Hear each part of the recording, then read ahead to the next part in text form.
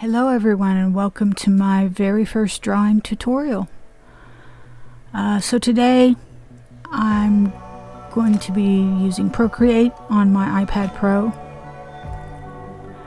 I have canvas sizes already programmed into my iPad Pro, but you can create a new one. Make sure it's a high pixel ratio and DPI so that if you blow it up on print you don't lose any quality.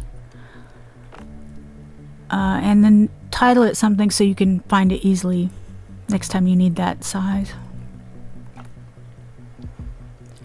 I'm going to be using a photo from my photo gallery.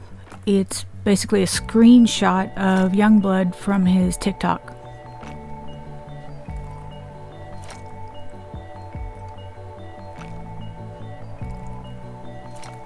So what I want to do is get rid of all the junk around the outside of the photo. I just want his face that's in the middle. So I'm going to use the rectangle selection tool, select the area I want, invert, and erase everything on the outside. Then of course you want to scale it to about half the size of the canvas. We'll be using the bottom half for the drawing itself. I'm going to turn on the drawing guides and edit them. I choose a pink color so it doesn't interfere with my drawing. You want a decent grid size, thickness, opacity. Make sure it's a 2D grid.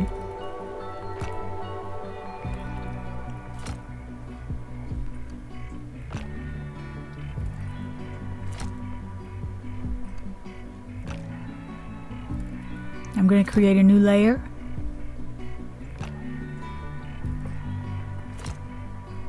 This will be my outline.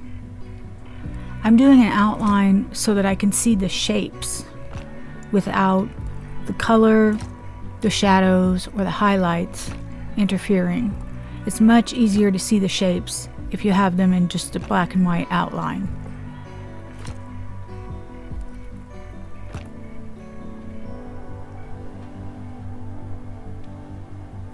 Be careful around the eyes. If the eyes are even just slightly off, it can make the portrait appear to be a little wonky-eyed or cross-eyed or looking in the wrong direction. Depth of field could be off, etc.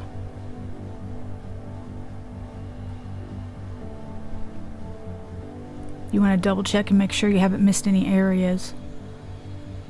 Do that by turning off the photo. I'm going to do a border.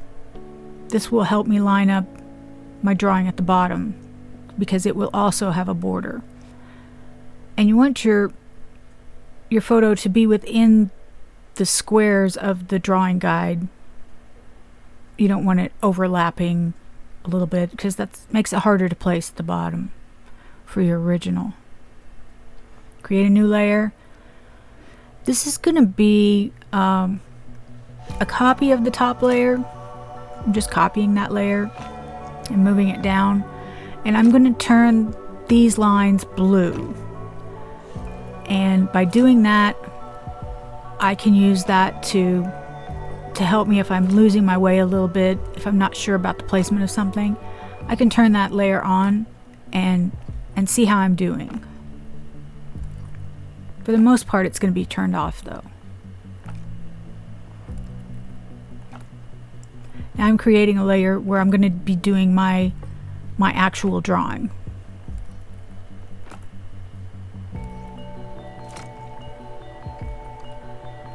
For me, the drawing is really just a guide for where to put the color later on, but doing the drawing yourself without tracing teaches you how to be a better artist. So now I'm going to turn off the blue line and I'm going to look at the squares at the top and draw those same lines in the squares at the bottom. So, you know, second square down from the left, you want to have the exact same lines as it has in the top.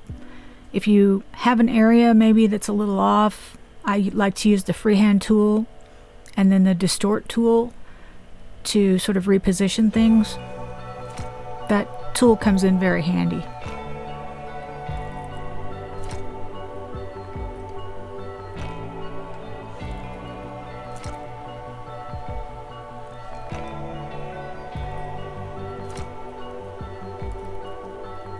Now, if you zoom out and look, sometimes you'll see areas that look a little off. If you're up in close, sometimes it's harder to see those.